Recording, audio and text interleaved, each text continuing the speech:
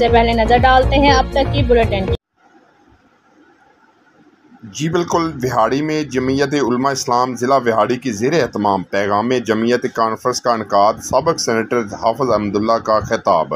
حافظ احمد اللہ نے خطاب کرتے ہوئے کہا کہ جمعیت علماء اسلام ایک دینی، سیاسی و ملک و قوم کی خدمت کرنے والی جماعت ہے۔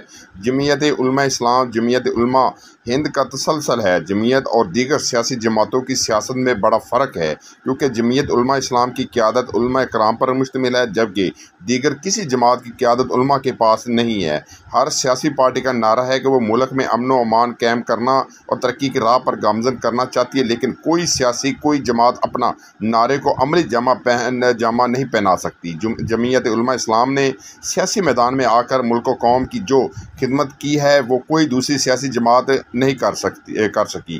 ان کا کہنا تھا کہ کچھ علماء ہجرہ میں بند رہ کر سمجھتے ہیں کہ وہ اسلام کی خدمت کر رہے ہیں، جبکہ اسلام کا مزاج ہے کہ ہجرے سے نکل کر عملی میدان نکل کر اسلام کی خدمت کی جائے۔ جمعیت علماء اسلام کی سیاست سے واشنگٹن لرز رہا ہے۔ جمعیت علماء اسلام نام ہے غلامی کے مقابلے میں حریت کا۔ عمران خان دور حکومت میں مدارس کو سرکار کے ماتحت کرنے کے لیے قانون سازی کی کوشش کی گئی، لیکن جمعیت نے یہ سازش ناکام بنا دی۔ 76 سال میں پاکستان چاند پر نہیں جا سکا، انڈیا 4 بار جا چکا ہے، کیونکہ پاکستان کے سیاستدان اور حکمرانوں نے ملک کو تباہی کے کنارے پر پہنچا دیا ہے۔ امریکہ سب سے بڑا دہشت گرد ہے، اس نے افغانستان پر اتنے حملے کیے کہ اس کو تہس نہس کر کے رکھ دیا، لیکن واشنگٹن پھر بھی امن کا دعویٰ دار ہے۔ واشنگٹن سب سے بڑا غنڈہ اور دہشت گرد ہے۔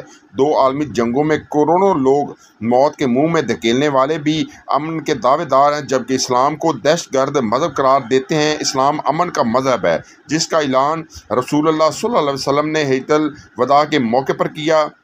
جمعیت علماء اسلام کا سیاسی نسب رسول اللہ صلی اللہ علیہ وسلم سے جا کر ملتا ہے، باقی کسی سیاسی جماعت کا نسب رسول اللہ صلی اللہ علیہ وسلم سے جا کر نہیں ملتا۔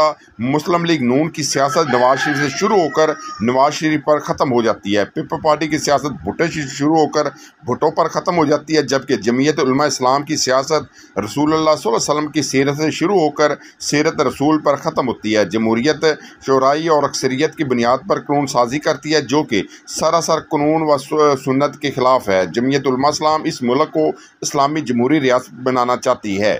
جی زیادہ سے زیادہ یہ ہوگا کہ تمہیں آکسفورڈ سے پڑھا ہے، فرانس سے پڑھا ہے، لیکن میرا ادارہ کون سا ہے؟ دار اقام۔ میرا ادارہ کون سا ہے؟ دار اقام۔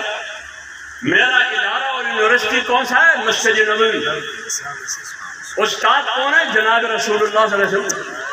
کتاب کیا ہے؟ قرآن۔